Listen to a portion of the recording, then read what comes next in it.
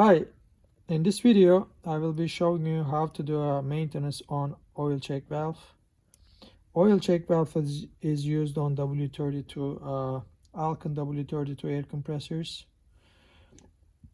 Basically, it controls the oil pressure in the crankcase. If the oil pressure is too low, your compressor will stop. So if that's something you are experiencing, you should be checking on this health of this check valve. First thing you need to do, remove the check valve from the pipe. So once you remove the pipe, you have the check valve attached to the compressor block. Putting this top part, this part inside, all the way inside, it will raise the oil pressure. So if your oil pressure is too low, if it's less than 5 bar, you may wanna raise the pressure a little bit. So putting this to get inside, it will raise the pressure. And once you try that, if your oil pressure is still not going high, you should remove the complete check valve from the compressor block. Take the check valve in your hand and take it apart.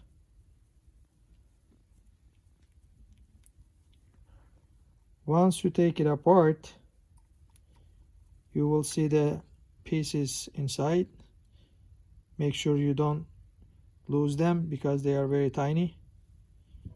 What you see is, you see this small spring holder, your spring, a pin, and a ball. So there are 4 pieces inside. Give them a good cleaning, and then stretch your spring a little bit. Don't stretch it too much. Just give it a good stretch and make sure that your spring is in a good condition. And after putting it back together, first put the holder and insert the pin in the spring, put the ball on top, and then place it in its put it in its place. Flip it upside down.